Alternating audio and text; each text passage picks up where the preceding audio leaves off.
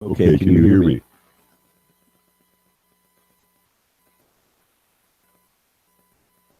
Can you hear me, yes or no? Okay. I'm live. You're on.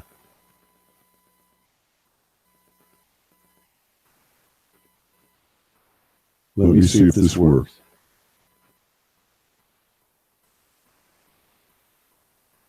All right, I got people saying they can hear me.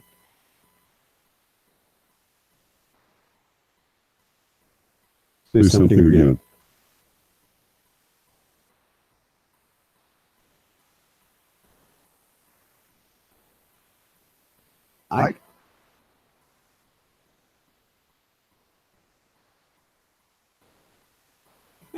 It was a trap. They say Juan yes, Chad no.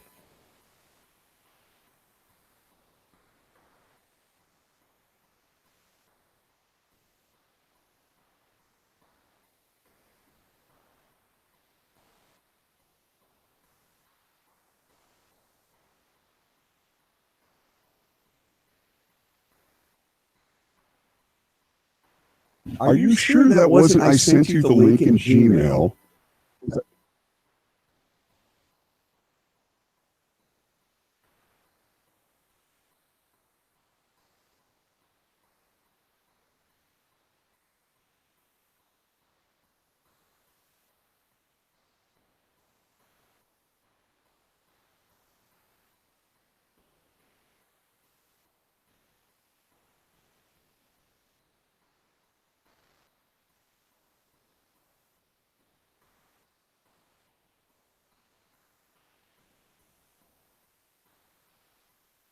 Wait, what?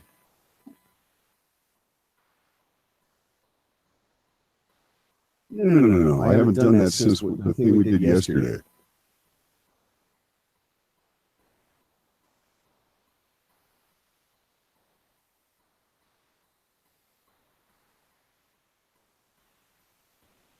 I don't either. Like there's no button. Like there's a share button, there's an ad, and both of those say you gotta send the link to somebody.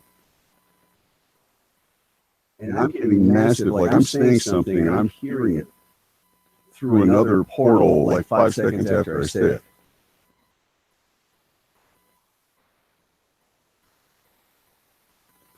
Yeah, I got my headphones in. That's not the issue.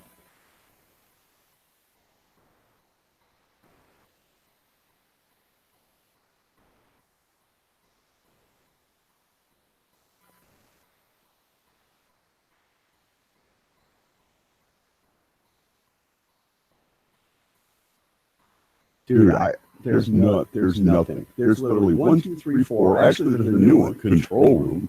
Whoopie fucking do. Okay. There's the chat. There's the share. There's the tools, and on the top there's the add person, mute the microphone, on the call, settings. There's another button where.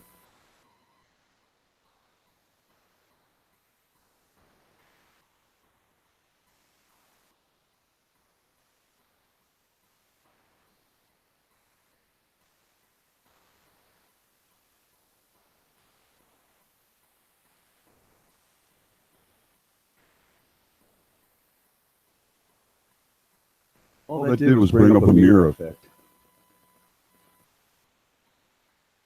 You know, you look two mirrors and, across from each other, like in The Last Jedi, where she's in the cave and she snaps her fingers, and that's all it did. The share button, the invite button.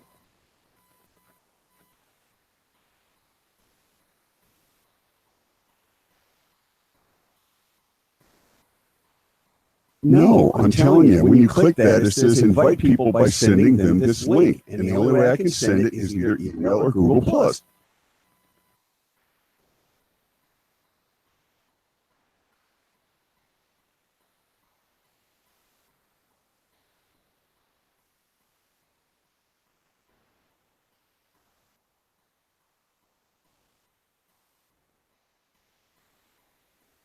Yeah, I just did, so you should get it if it's going to say it's going to.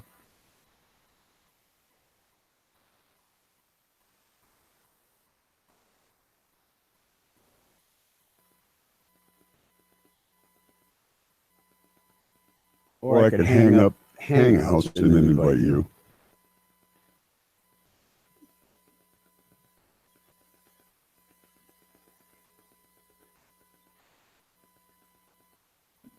Let me try that.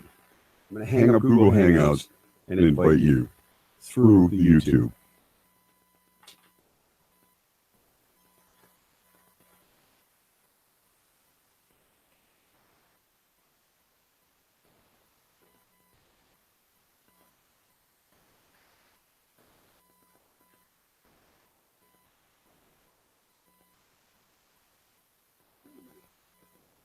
Hold on, now you're on YouTube. Once I hung up Google Hangouts, your picture showed up on YouTube.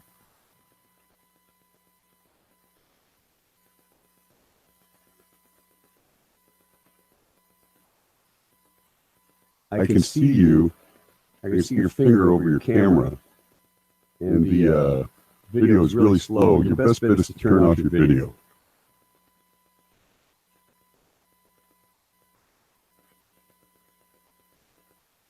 And people are seeing something, so turn the video off.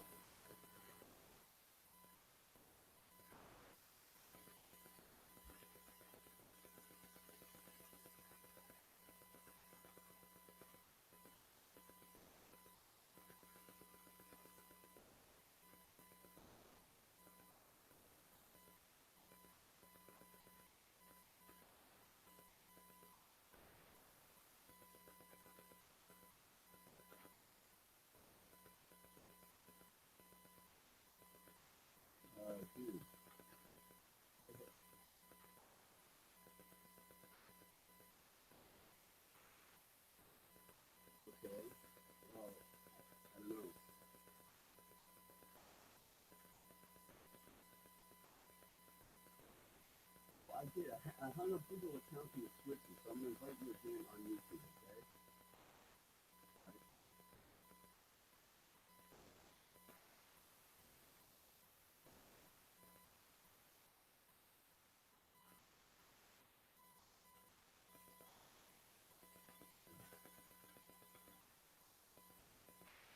okay? Hang tight, yo. All right, we see you.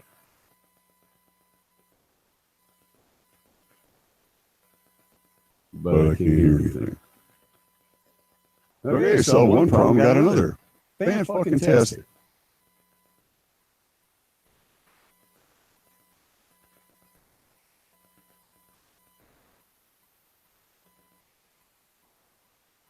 Yeah, we see you, but we can't hear you. I'm going to call you again. Of course, you just dropped. Hold on. Bear with us, folks. For those of you still here.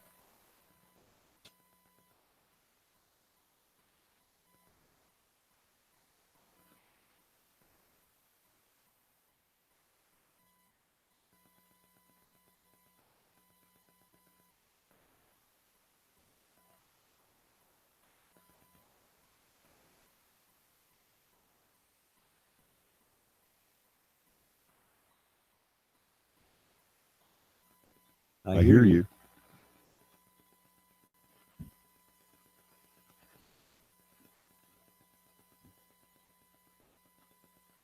Fuck you, YouTube Premium. Don't care.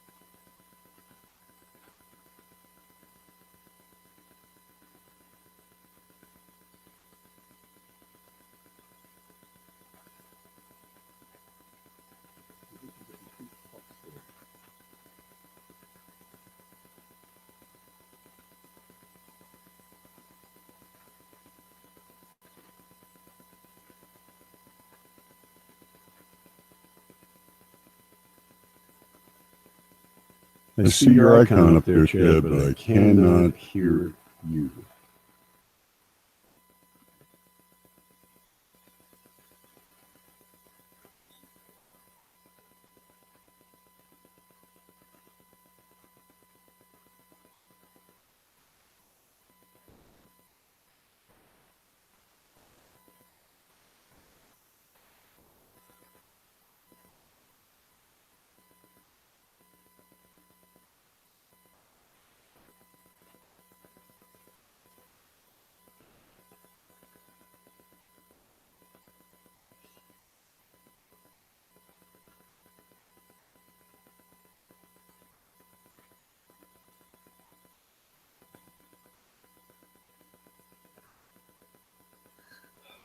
Fuck's sake.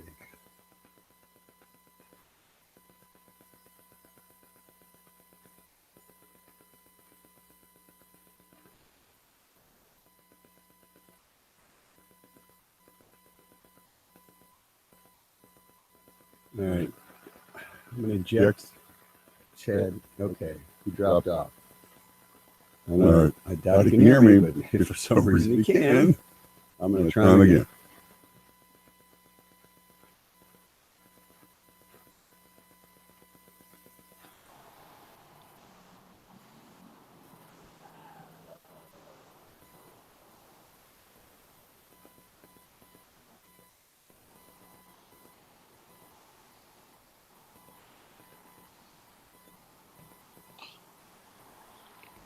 Juan, can you hear me? Yeah, I can hear you now. Okay, are we live? Can anybody else hear me?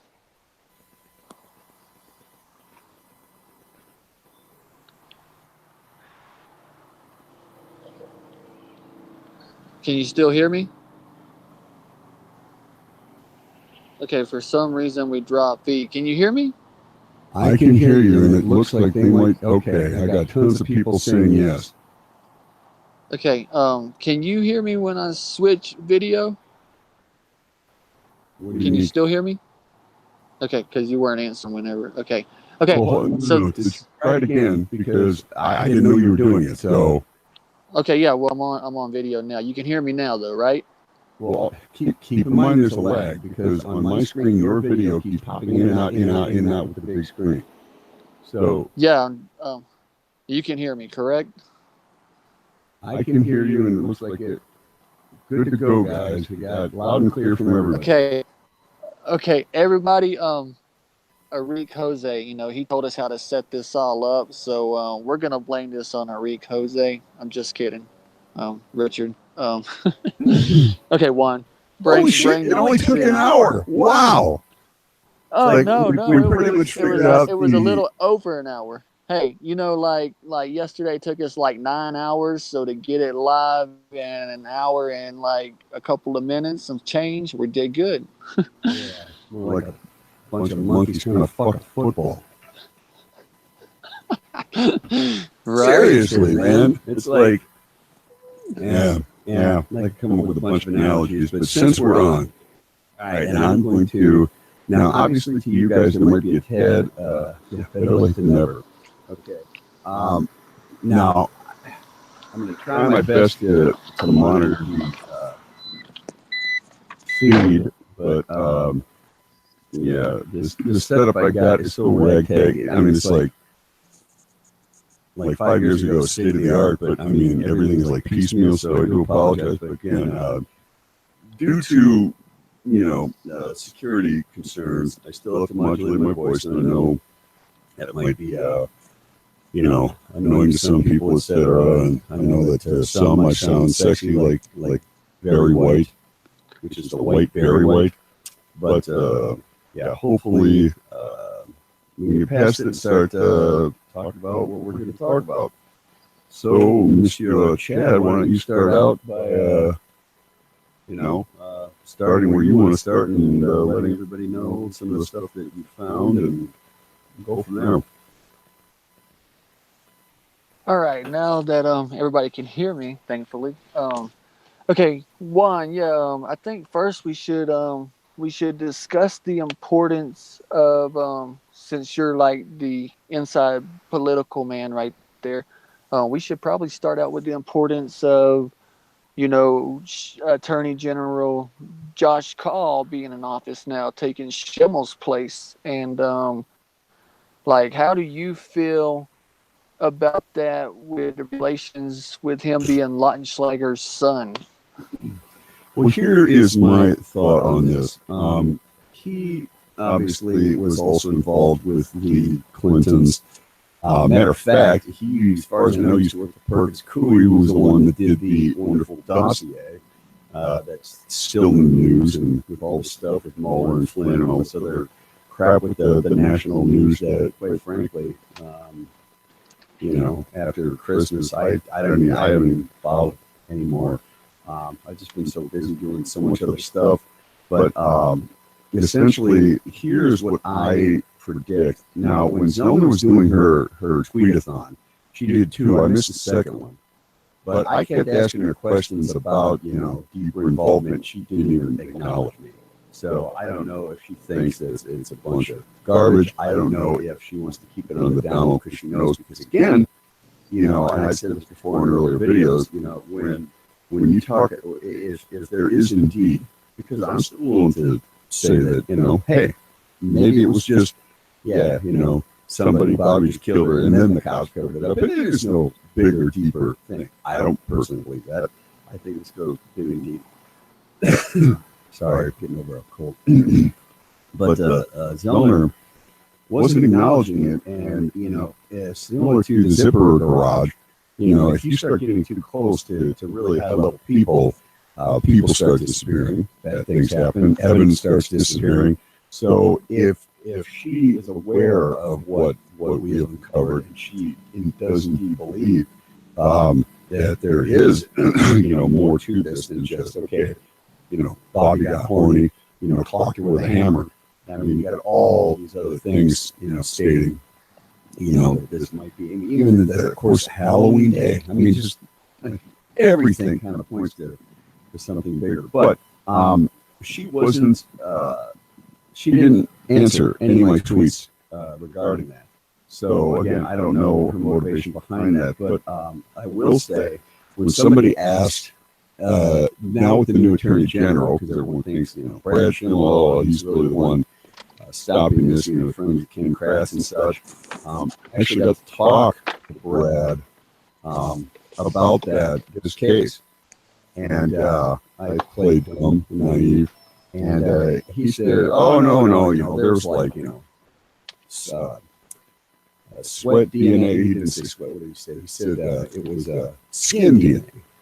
Like he didn't say sweat. He said it was skin. And he had more than capable attorneys, and he really, either he was just a good actor, or I truly believe that he's naive to this. From what I know of him. That's a separate issue. Maybe we'll get a delve into that later. But the whole point with Josh Hall is when somebody asked about Brad Schindler being, with him gone, is this going to affect the case? And Zellner said no, but it will affect how we move forward. Again, I don't know what that means. I don't know what she knows. But here's the thing, is just what you said. Josh Hall is Peg Lautenschlager's son, and he is just as deep involved in all this high-level stuff that she was, at least as far as I'm concerned. He is, but when it comes to tying things in, to me, it's just, chip off the old block, the apple doesn't fall far from the tree.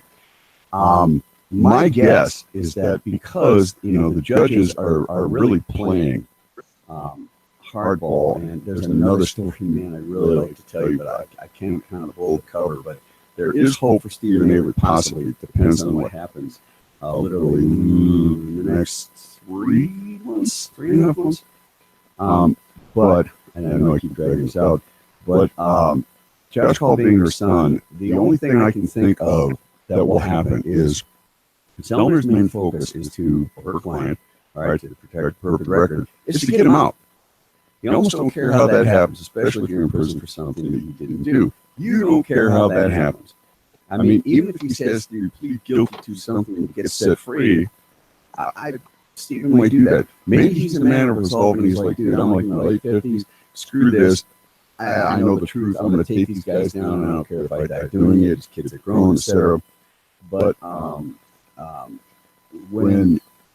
if he gets out, he'll get out by them making a deal to say, I will give up this information, or I will flat out get Evers or whoever, give him a pardon, as long as, hush, hush, nothing ever gets said about this case, about the people, about Rimmerker, about Fussman, about Launschlager, about him, Call.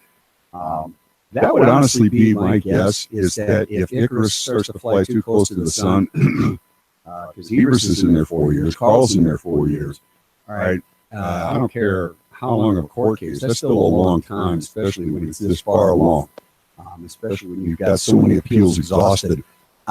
If Stephen Avery gets out, okay, he's either going to get out because they find something to get him out, but then that's going to expose a whole bunch of stuff they don't want to expose. Now, it might stop there, and it might just be, okay, well, we're just going to put this behind us, maybe.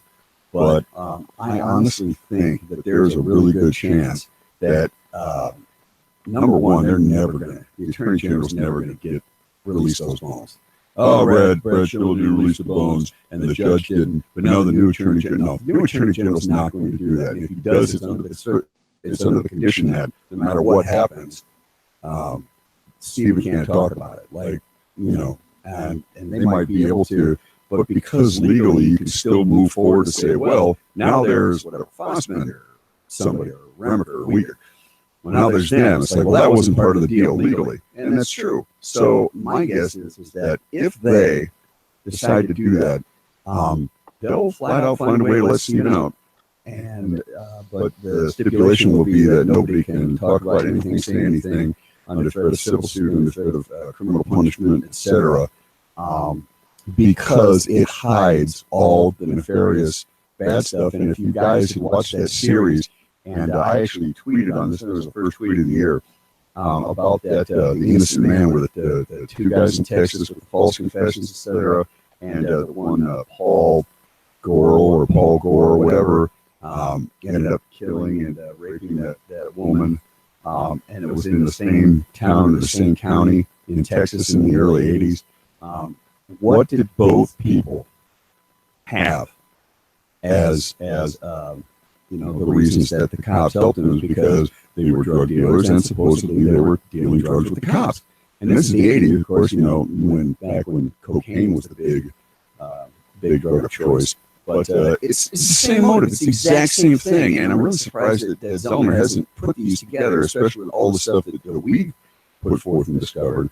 And I do apologize. I've not checked the feed because I'm rambling. But essentially, I just wanted to get that out, that I truly think that, again, depending on what happens in 3 months, depending on how fast it goes, Stephen Avery does have a possibility. Again, I know, I wish I could give out, but it's unfortunately, it's one of those things that, believe it or not, is actually bigger than Stephen Avery, because there's millions of people that could possibly benefit, depending on which way. And I know it's not going to make sense, but when I finally get to divulge this, you're going to be like, oh, okay, I get it, within the next 3 months. But again, depending on what happens with that, Stephen Avery still technically does have an out if it goes B versus A when it comes to judicial hearings, etc.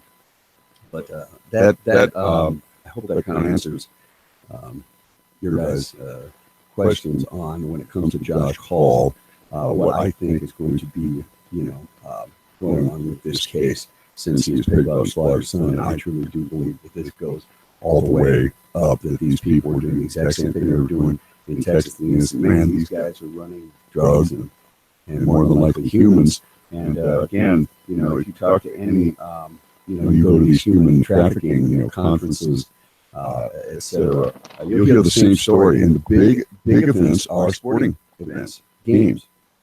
Super Bowl is a huge one. It's like the biggest trafficking day of the year. I mean, there's I think 1 billion chicken wings that are consumed on Super Bowl Sunday. Well, also human beings are consumed, whether it's by choice or by unwanted trafficking.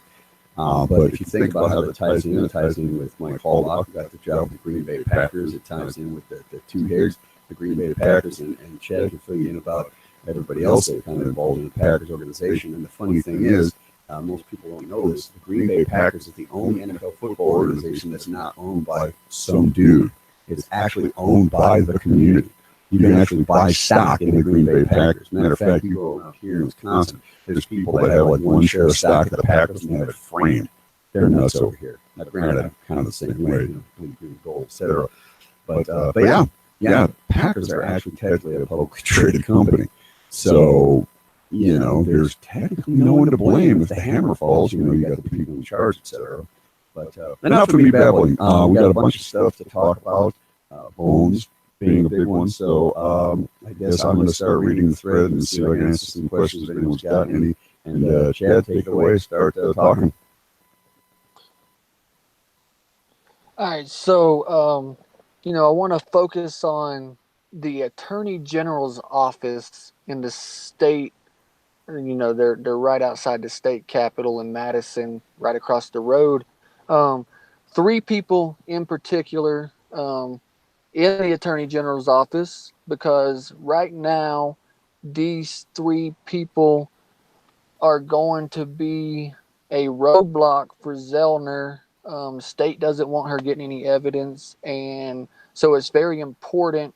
Me and Juan, we've done probably 60 radio shows, podcasts since I wrote my book Beyond Every Road, and we try to educate people on the beyond the scope of Avery Road, and that's why Juan, he's able to validate a lot of the political concerns, because when Stephen Avery left prison, it was a political nightmare for Wisconsin. So everything right now, we need to focus on the Attorney General's office in Wisconsin, what's going on, because this is directly affecting the evidence and the evidence Zellner is wanting to get right now concerning Bones. Okay, so we have Thomas J. Fallon, we have Josh Call, and, Attorney General Schimmel just left. But I want to pinpoint kind of where Schimmel got, demoted and promoted to. Concerning Fallon is the one that's blocking the Bones. And Juan, you said that that you think that that Schimmel was a little naive to the whole operation of everything, which I agree with you there, because in Schimmel's office you have Fallon, and Fallon was special prosecutor. Juan, are you there? Can you hear me still? Yeah, and apparently I was very muffled, so I think it's because I talk fast. So you'll have. Okay, so like you said, you think Schimmel's was pretty naive. I think Schimmel got duped. I think Schimmel got duped by Fallon, because if you go back to August 2016 when Brendan Dassey was coming home, Fallon was the special prosecutor, and he was there to twist Ken Kratz's arm. Ken Kratz is out of the case now. He's been out of the case, but you still have the state capital power, Fallon, sitting there, and Fallon put the bug in Schimmel's ear. Brendan Dassey is guilty. We can't let Brendan Dassey walk free. And now Zellner's wanting these Bones, but who again is preventing Zellner from having these Bones? And that's what we wanted to talk about today is the Bones.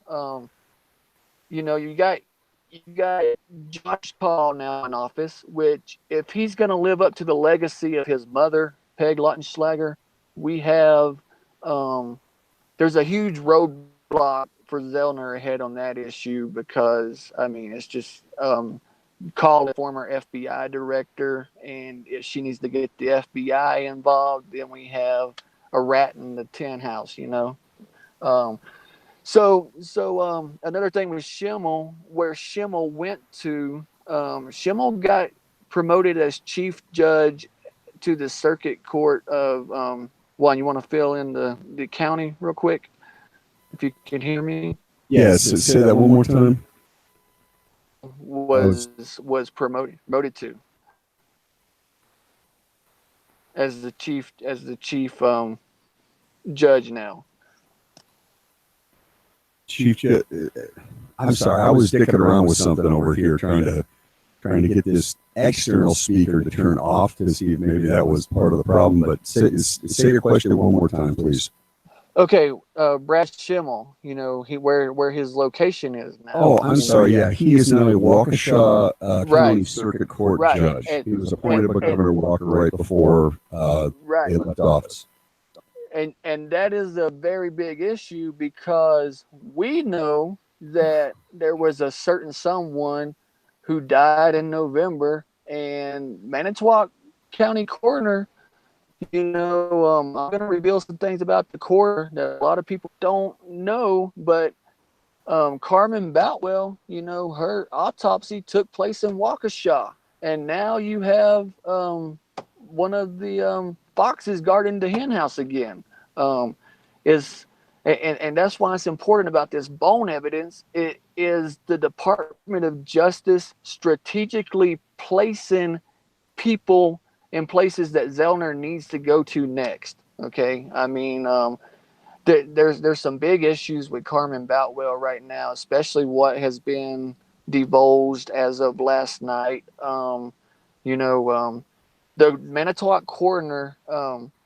I keep in contact with a very close relative and family member of Carmen Boutwell, and she's seen Carmen Boutwell the night before she died, and she told her cousin that they are after me and they are going to pretty much end me, meaning kill, and I was like, what do you mean they? And basically she was talking about the drug captain at the time, which would have been Remiker and Anderson, and those are who worked Carmen Boutwell's death. Carmen was afraid of her life, okay? And Carmen basically, the last couple of nights, was hanging out of her life. She was hanging out with a known CI, okay? This known CI had set up people for Anderson and Remiker before and has sold drugs for Remiker and Anderson. And these are the drug captains of Manitowoc County Sheriff's Office. Okay, so it's really disturbing that this CI was around Carmen. They sit right there in her grandmother's living room on the night of the morning that she died, that she was found dead, and the CI sit there and said that she wasn't with Carmen any that night and into the early morning, and there was like about 8 friends of Carmen's in the house, comforting the grandmother. They jumped up and called her a motherfucking liar. They had to run her off the property really because she was lying, and everybody got so upset. But so we have a confidential informant that was hanging out with Carmen, and the thing about Carmen Boutwell's autopsy and cremation, they put the Manitowoc coroner off the case. Same Manitowoc coroner they took off Teresa's case, and this was only 5 days before. This was November 3rd, and Carmen's relative was relaying to me last night that this is the first time that her grandmother really talked about it, but she wanted to know what was going on with the autopsy. And the same Manitowoc coroner told Carmen's grandmother that we care about Carmen, we care about Carmen's family, but she was afraid to talk to them, and she wasn't going to divulge anything because she was fearing for you see in season 2 the coroner she gets on Make a Murder season 2, and she talks about how that she was upset and she was scared for her life. Well, this just didn't happen with Teresa Hallback's case. This happened 5 days earlier with Carmen Boutwell's case. Okay, so doing this 5 days before, I would like to know what levels of, Carmen died of a methadone alcohol overdose. Okay, a mixture of methadone and alcohol, and of course, overdose. You have a lethal amount of methadone in your system, but if the Manitowoc coroner was allowed to perform that autopsy and wasn't taken off the case and was allowed to talk to Carmen's grandmother, you know, is there a possibility that it wasn't just overdose, but it was potential as those levels could be way above the overdose level. Okay, and you got overdose level, and then you have murder, and hanging around with the CI, the confidential informant that was a known confidential informant for Remaker and Anderson at the time.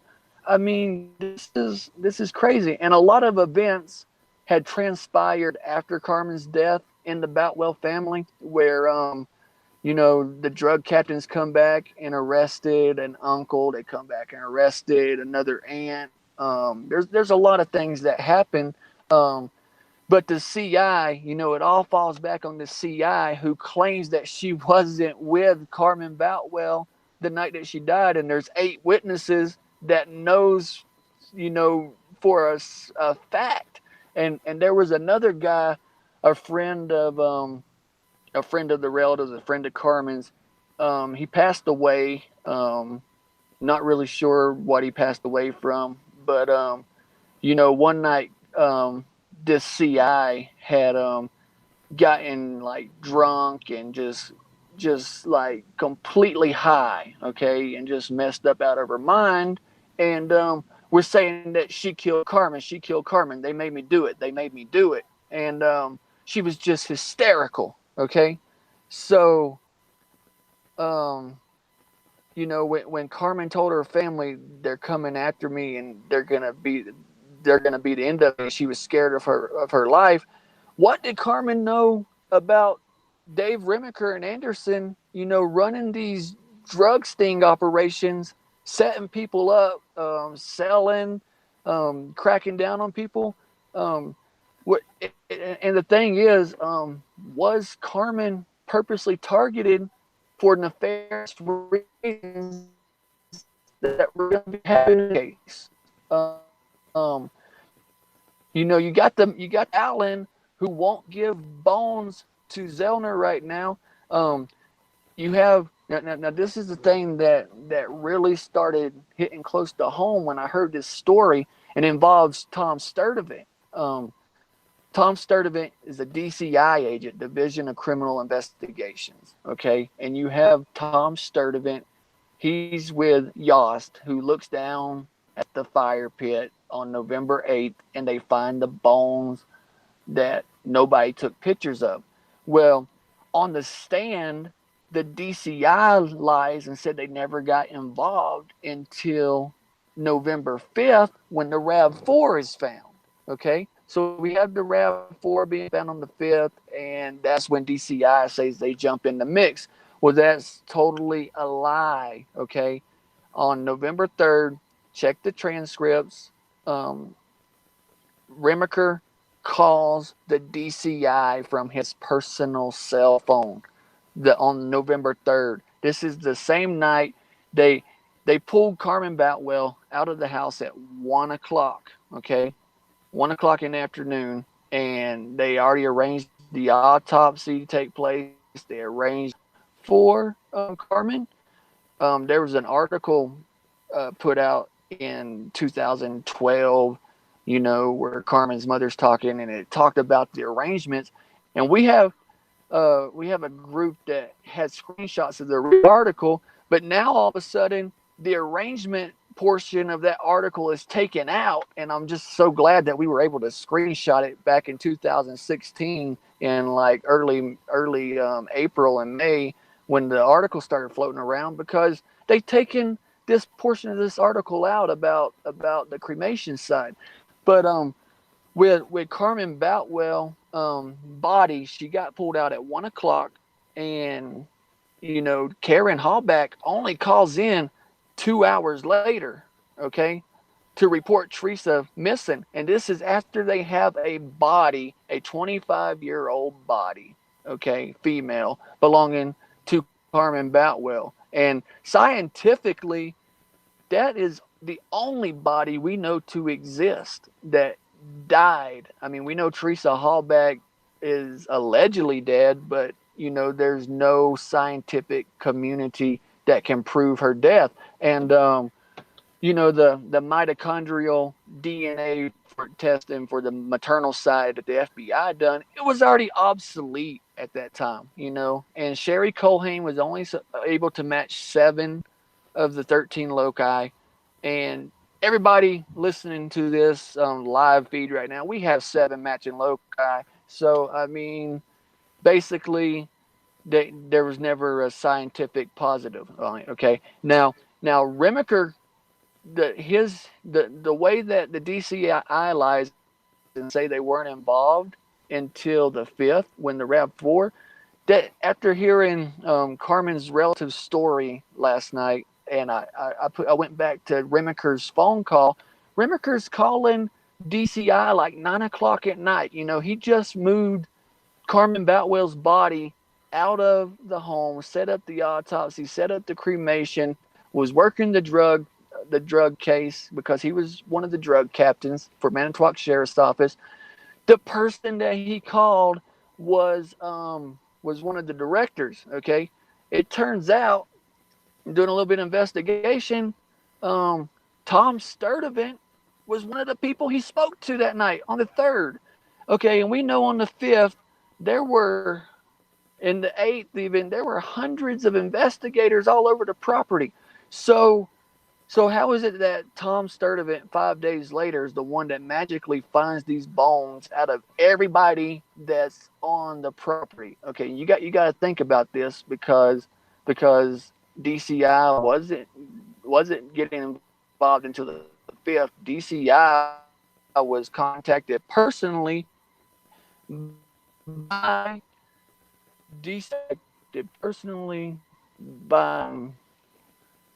the DCI got contacted personally by Remaker, who pulled the body, had the body, and that was on the 3rd. Okay, so you gotta think. There's no photography evidence. There's no photography evidence on these bones in these fire pits. We know the dogs were off in the gravel pit whenever Sturdivant is at the burn pit. Okay, the burn pit in Stephen Avery's yard. The dogs are literally like out in the gravel pit, and you got scent dogs. So if DCI agent, Tom Sturdivant, is walking up and he's responsible for planting bones, which DCI Tom Sturdivant planted them. No one's going to question a DCI agent. That is Attorney General Lautenschlager's private investigator, the state brass. They're the top cops of the on the whole operation. With the dogs gone, they can't hit a scent on the box. They're out in the gravel pit. So did Tom Sturdivant just open the box that he had carried on and just sprinkle those bones on there? The big news about this bones that I wanted to let everybody know, okay, and this is actually great news for Zellner. This is phenomenal news for Zellner.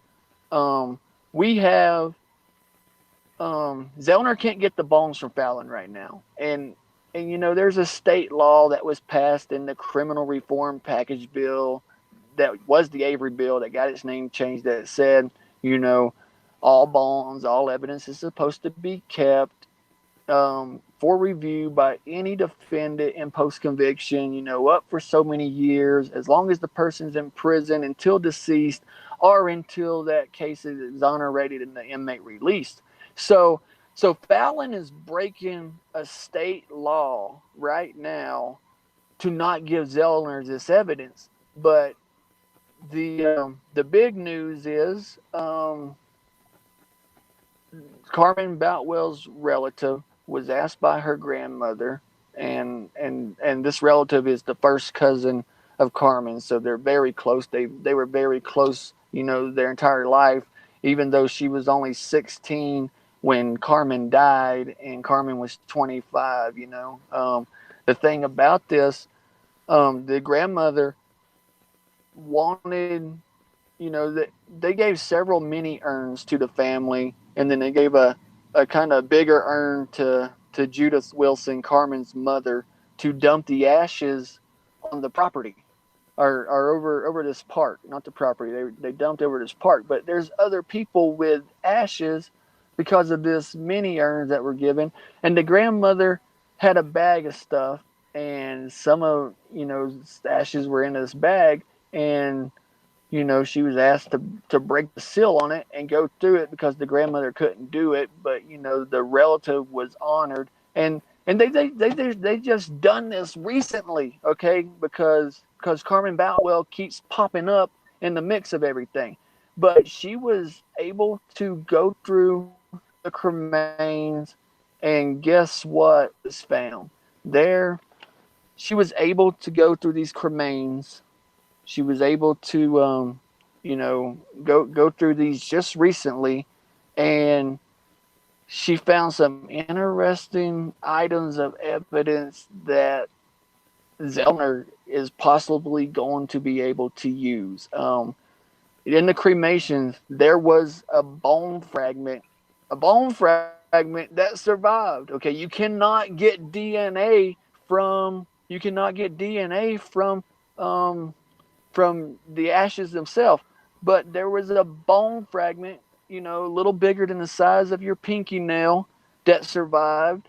And Carmen had a lot of fillings, and they also put the fillings of Carmen back in this bag. I don't know, like, if you can extract DNA from fillings from your teeth after all these years, but the bone fragment, even 9/11, they got a documentary out that I was watching recently, and it's about the forensic scientists who, when they cleaned up all the deceased people, God rest their souls, in New York City, whenever 9/11, during the terrorist attack, they cleaned up that debris, and they were finding body parts for over a year, and for the past 13, 15, 16 years, 18 years, the forensic team is still investigating these bones, and they'll get little pieces of bones, and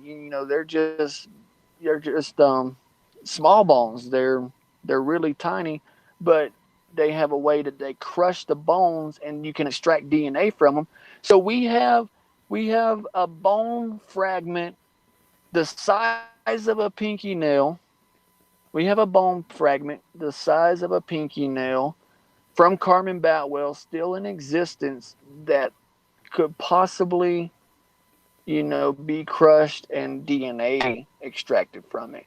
And we're trying to get a hold of the coroner right now to see if she could elaborate on any of the levels of the methadone in Carmen's system, because if she can't, because Carmen was murdered and it wasn't an overdose, and the levels of that autopsy can prove murder, is the reason she was quiet and she was pulled off the case and told to shut her mouth, and basically forced to resign.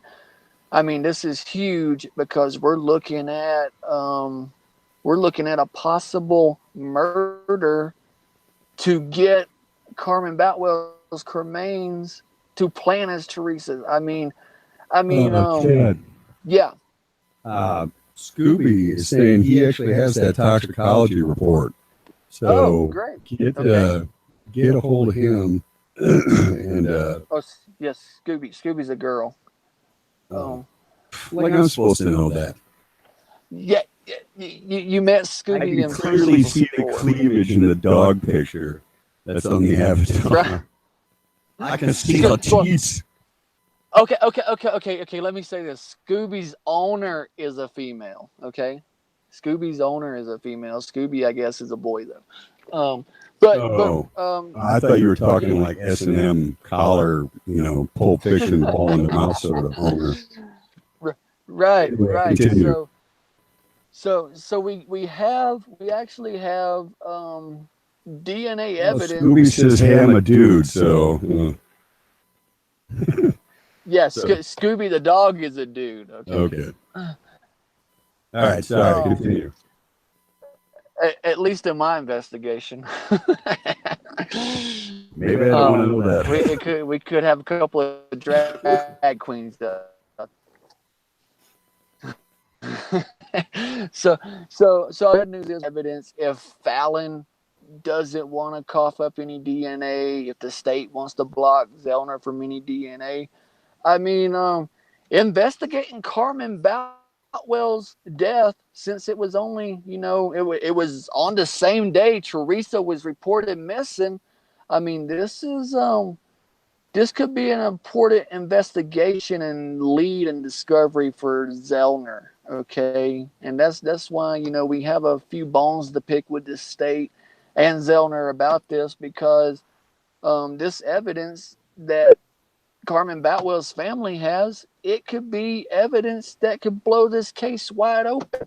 Um, you gotta just think there's got to be a nefarious reason that the state will not give Zellner these bones, and so so just wanted to divulge the information that yeah, there is DNA evidence we can test from Carmen Boutwell. Again, I don't know about the fillings, but you know we do have bone fragments surviving, and there's still two or three mini urns that the seal have not been broken on, that they could test there and there and see if there's anything extra, but I mean, it's very crucial.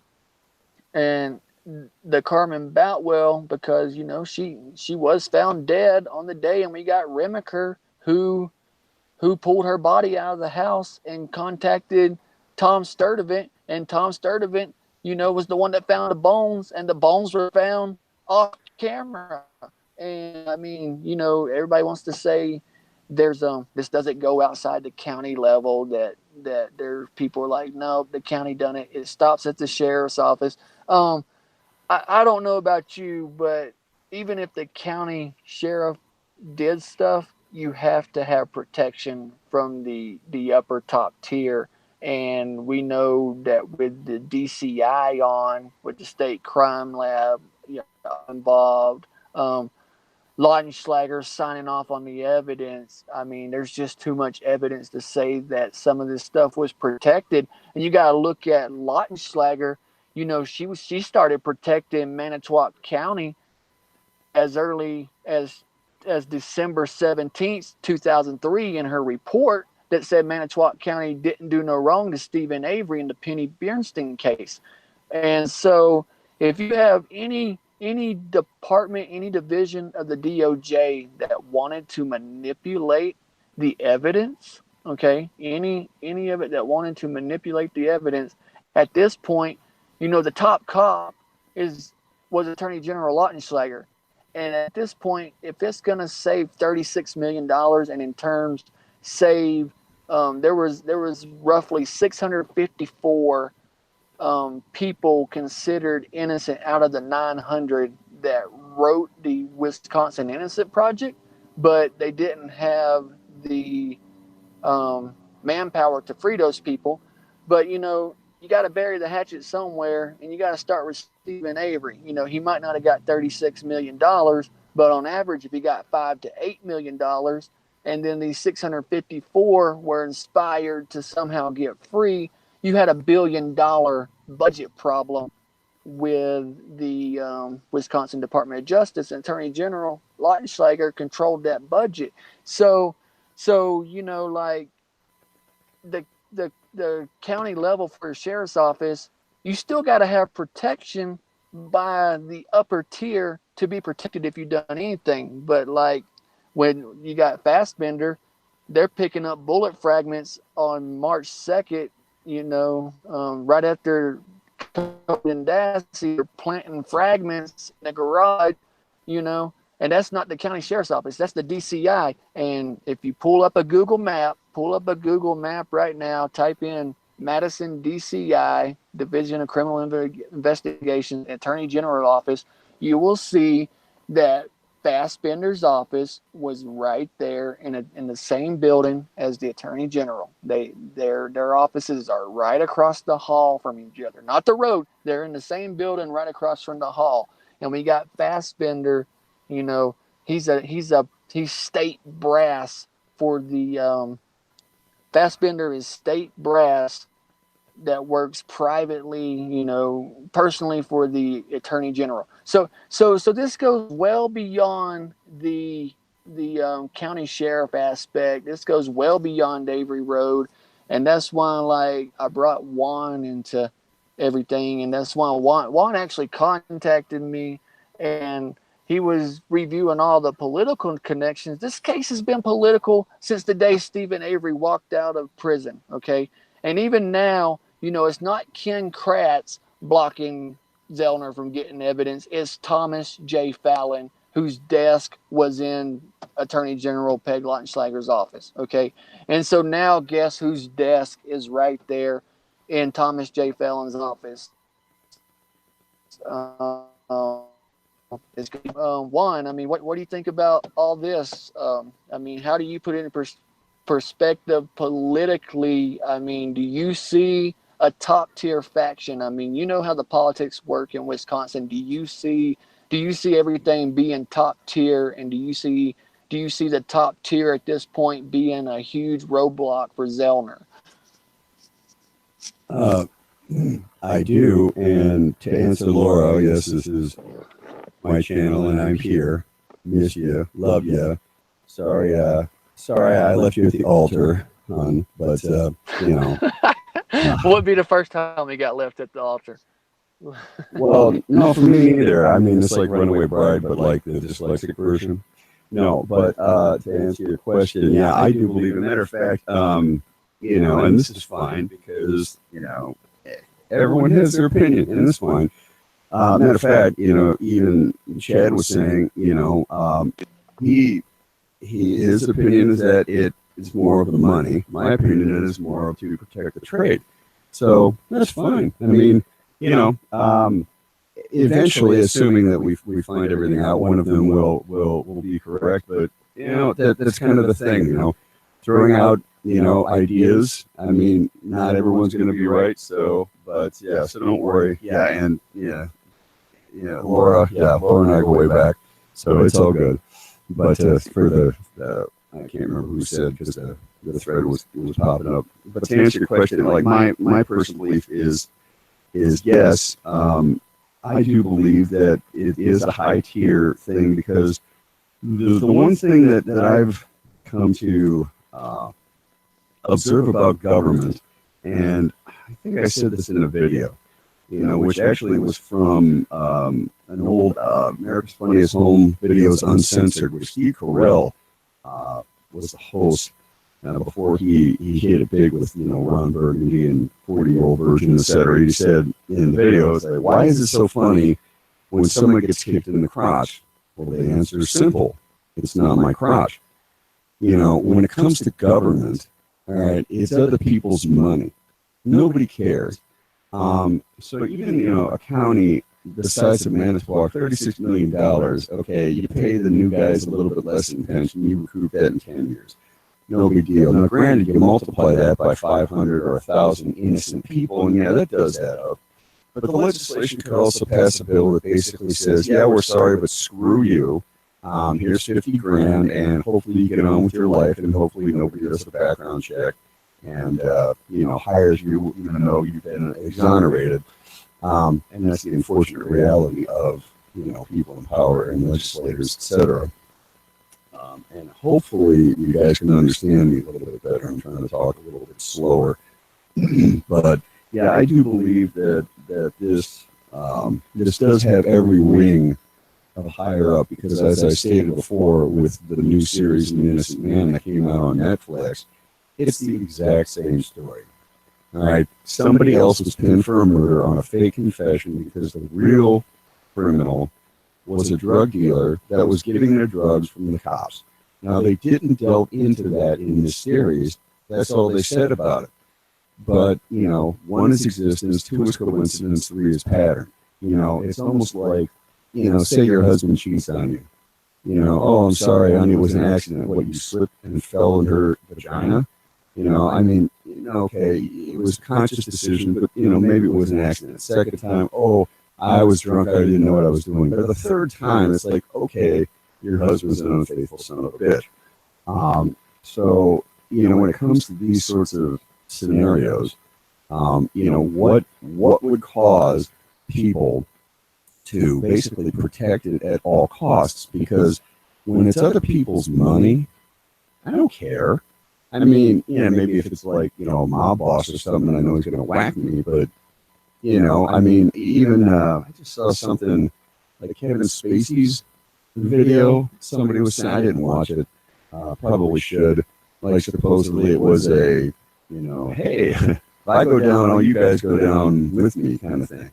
And that's pretty much the only thing, and that's pretty much also how the mob works.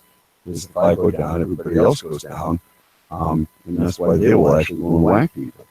But I don't know. It could just be as simple as Bobby wanted to rape and torture someone, saw an opportunity, and coincidentally, right at the exact same moment that Stephen Avery was about to blow the lid off this whole thing, right before, who was it, Peterson and Vogel were about to be deposed, next thing you know, Teresa Hallbach's dead. Could be. You know, Occam's razor would say that that's the case. But Occam's razor rarely cuts or doesn't always cut the mustard. So I do believe that, yeah, there's much higher forces at work, and Zone's going to have one hell of a time. And again, I do believe that there is an out. In fact, I know there is an out for Stephen Avery, but it's probably about a one in as low as 20% and as high as 70% roll that of the dice that he will actually get, you know, somebody who is honest hearing the case. It's about as far as I can go with it.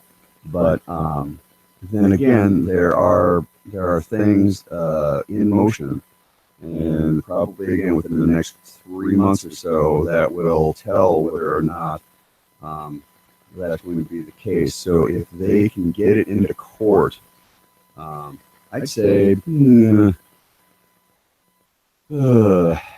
St. Patty's Day or so. If they can get it into court by then, he might have a chance. And then again, I wish I could tell you more. I really wish I could. But probably by the end of the year or so, when this all pans out. But for those of you who didn't hear me before, I'll say it again. The how can I say this being short and blunt? Zellner might be able to get Avery out, but Avery will basically have to agree that he never says anything to anybody about this case. Whether that's the agreement for Call giving up the bones to Zellner, which I personally doubt will ever happen because he's tied in with Mom and this whole thing. But again, if he makes a deal or says, I can get Tony Evers to pardon you under the condition that you never investigate anything, because again, her whole mission, her whole perfect record is to get him out. It's not necessarily to solve this case, it's to get him out. Now, obviously, like Perry Mason, you're going to try to get the other person to confess in the courtroom while the other person's on trial, but let's be realistic. I mean, that's like, 18-YO blonde bangs for a ride to the mall. Not going to happen in a real world scenario. So I do believe that there is a chance that he may get out that way, but there will be massive strings attached. And, with the way the world works, would that be something that we'd be satisfied with if they got out, and yet we don't really know what really happened? Probably. The bad part is that this will more than likely happen again, because, the leopard can't change his spots, and, power does what power wants. And that's unfortunately the world we have to live in. And I can give you some personal examples. One that actually happened fairly recently, but unfortunately I can't, because then you could look up what happened and see who I am. But yeah, so that's my take on it. Was there anything else you wanted to bring up, Chad?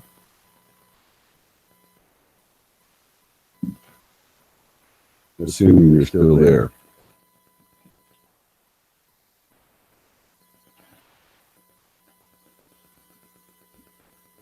Well, actually, I don't know what happened to Chad, but let me see if I can get him back on really quick. I think that was probably the synopsis, but let me just throw him in the invite real quick.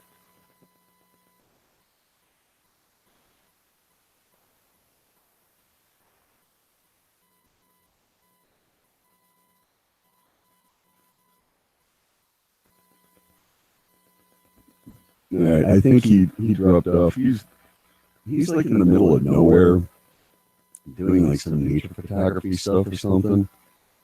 So there's a good chance his reception ran out, or who knows? Maybe the Wisconsin political mafia went to the park he was at and whacked him. Hopefully not.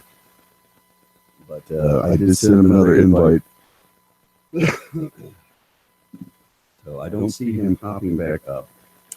Let me see if I can scroll to see some of these messages. Okay. Oh, yep, there's Laura. Yes, I know you're not very fond of the Carmen theory. That's fine. We still love you. Human pride. Okay, let's see. Pretty lovable dog. All right. Oh, Carmen Bones.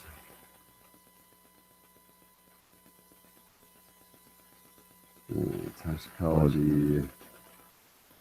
What was all we need? Oh, Carol Ann asked if the methadone was injected or swallowed. Oh, I hear Chad coming back on. But actually, that was one of the things was that I was talking to, I don't think they are on here currently, but I was talking to somebody else who did some investigation into Carmen's death. And one of the things that they were talking about is that when Carmen was out drinking. Now, from what I surmised, Carmen was not an addict. She loved her pot, and that's what she was in trouble for. But she did not do methadone or heroin, at least to my knowledge and to the knowledge of the person that I was speaking to. Could be wrong, but that's why it was so strange that she had methadone. Now, from what I understand, and somebody mentioned, even though it's terribly thick, yeah, it's thick and green. It's like NyQuil syrup, methadone. And when she ended up getting sick that night and was throwing up green, which would make sense. The only time I ever heard of anybody throwing up anything green was a buddy of mine when his dad was ice fishing, and they ate at this restaurant.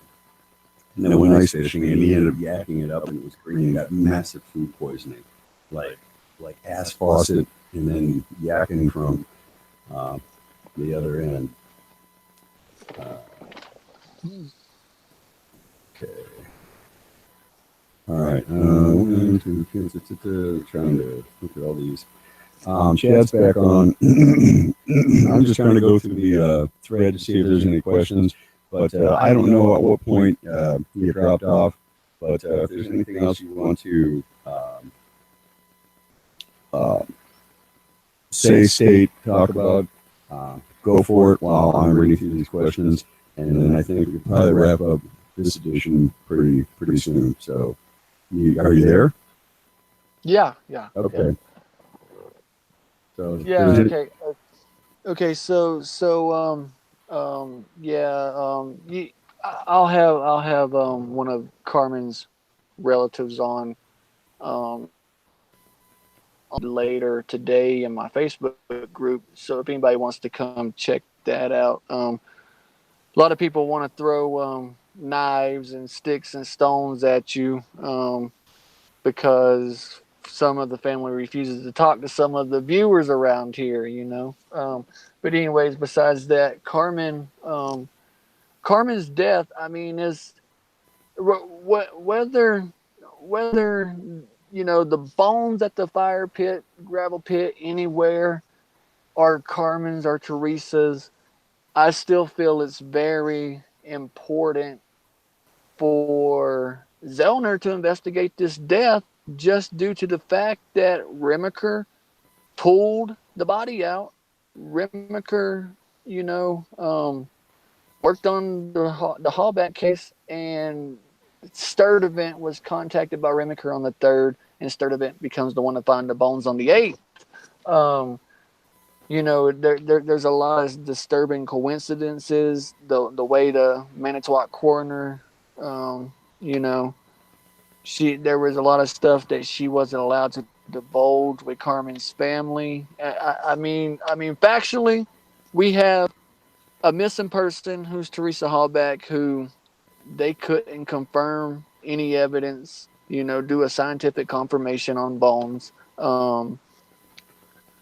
Which is kind of disturbing. That we got 2 innocent men sitting in prison right now. One a child at the age of 16 when sent, and basically it was off circumstantial evidence and a confession, a coerced confession at that. There's no smoking gun. Um, the the state is keeping these bones from Zellner right now. I mean, if you're a good attorney, you don't leave a stone unturned. And when Carmen Boutwell, they're pulling her body out on the 3rd, and it's just they pull her out of the house at 1 o'clock, and it's like just several hours before Teresa Hallback's mom, Karen, calls in and reports Teresa's missing. A good and a post conviction attorney would investigate this. There's got to be a reason that the state is bone blocking. So I don't know how y'all feel about that, but we do have some evidence of Carmen Boutwell remaining that could possibly be tested. I'm no DNA expert, but I could tell you that the link of commands and the way the bones were found at the fire pit, no photography, everything else with the DCI. This isn't a county sheriff operation. This is alleged planning by the DCI Division of Criminal Investigation. These are people, Lautenschlager's personal investigators. Like Fassbender's office. Fassbender's office is right there in Lautenschlager, was right there in the Attorney General building. So, just give this some thought. I'm thankful the family. The family has been Boutwell's family. They have a lot of unanswered questions in the death of Carmen herself. Okay, uh, goes without saying, if all this stuff that Zellner keeps bringing up about Hallback, the Hallback family should be having concerns about the answers they got of Teresa. Just like Boutwell family, they got concerns of Carmen's death. Carmen's death is unsolved as to where the methadone came from at the moment. They have a great great idea, you know, that it was from the CI. And, you know, just want to leave that with y'all. We'll do another video, I guess, some other point. Juan, you see any questions anybody got that needs to be answered? Could you read them? I really can't look at the screen. Well, one, I see that Carol Ann, and I now understand why the person made the poltergeist reference. Good one. If you were a former narcotics detective, if you think that anything that I'm saying in that realm is true about, you know, certain people, certain departments actually having or patrolling, you know, rings, who gets arrested, who doesn't, by all means, email me, factnuts@gmail.com. It should be right there on, you know, all my videos, etc. And let's see, Laura, you said you're doing a video tonight. Anything regarding yoga pants, by any chance? Just curious, because, you know, anytime there's yoga pants, I'm there. But no, I'm just, let's see. One person had asked, have you, Chad, contacted Zellner's team with any of this information at all? They were curious about that. Oh, I was able to get an email into Steven. Hold up, I'll pull it up and read it exactly. Can you hear me still? Yeah, it was kind of wonky there for a second, but. Am I still live? One? You are. Affirmative. Okay. This was hey, so regarding the hi, please send Doc anything to Miss this next Oklahoma's up another case that we can get or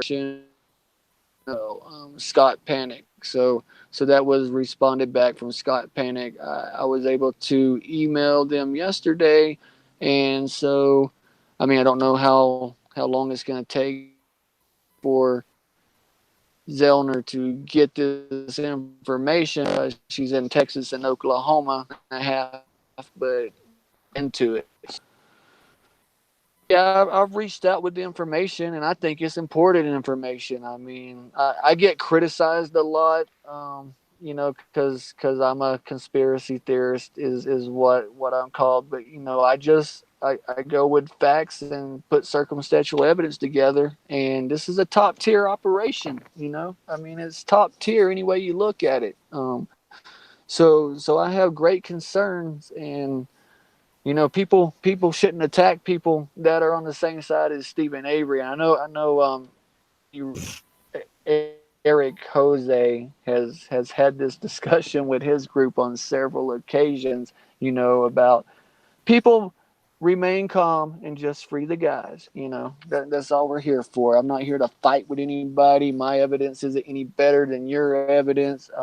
Your evidence isn't any better than anybody else's evidence. The point is, it's evidence. The point is, we are supporting a cause. You know, there's no need for the attacks.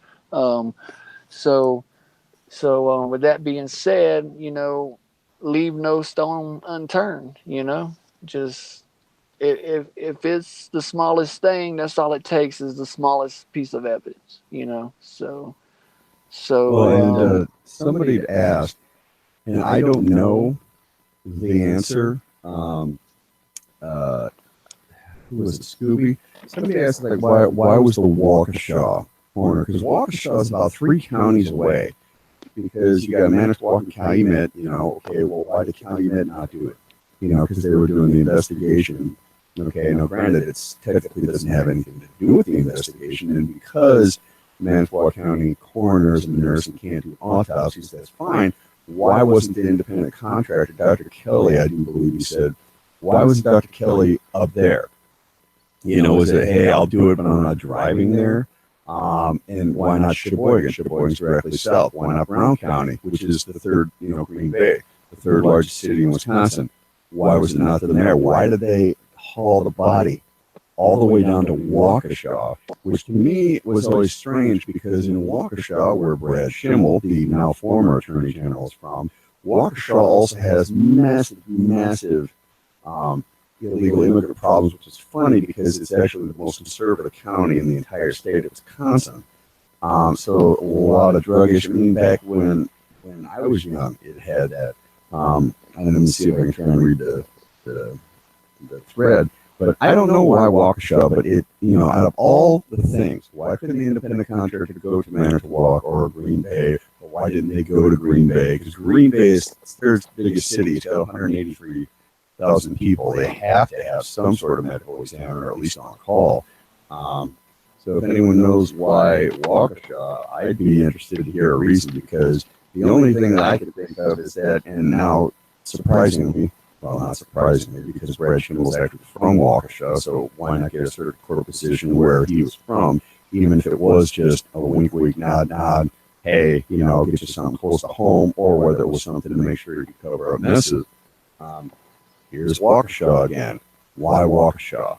It's directly west of Milwaukee, which is the biggest city, and in between Dane County and which is Madison and Milwaukee, because there's Milwaukee, Waukesha, Dodge, and Dane, so it's literally a straight line through I-94. Why Waukesha? Why was the autopsy done in Waukesha? So let's see. All right. Either the backhoe is backing up, or you're exiting your car. I don't see anybody stating now how. Let's see, because that's where Dr. Keller was working at the time. They had a large facility with lots of rooms that would give private cases there. Is Dr. Kelly from Waukesha?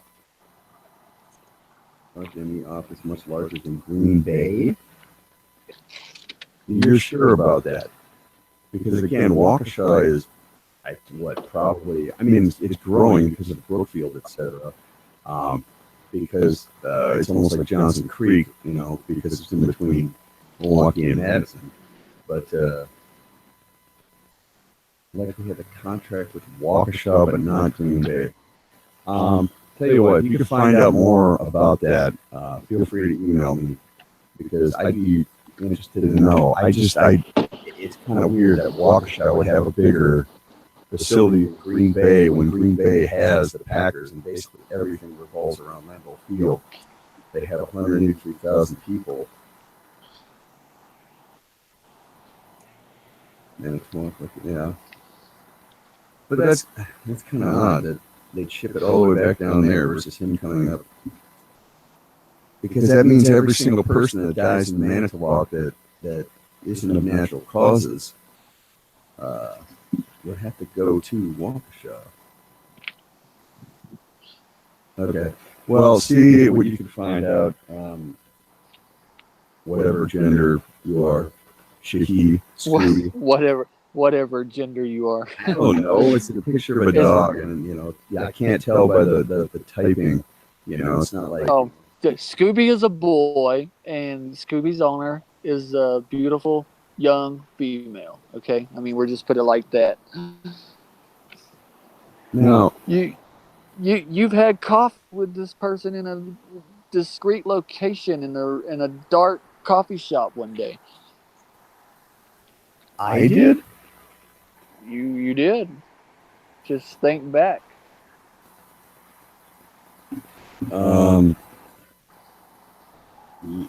Okay. But okay, yeah. Well, that's a story for another time. Yeah, that's a story for another time. Oh. Because, all right. I think I know who you're talking about, but there's a couple of discrepancies. But anyway, well, if that's the case, good, because good. That means that you can give me the information. So yeah, feel free to email. I'm sure there's other stuff we could talk about, but we're already eating up an hour and 20 minutes. So does anybody have any questions before we?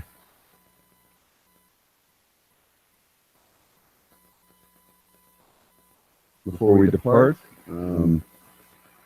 Type now or forever hold your peace. And guys, that's not a euphemism. I don't want that pick.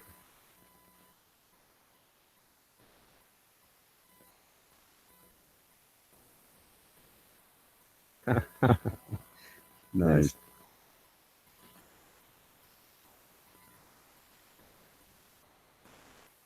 Well, I think that's pretty good. Everyone's basically saying thank you. So, you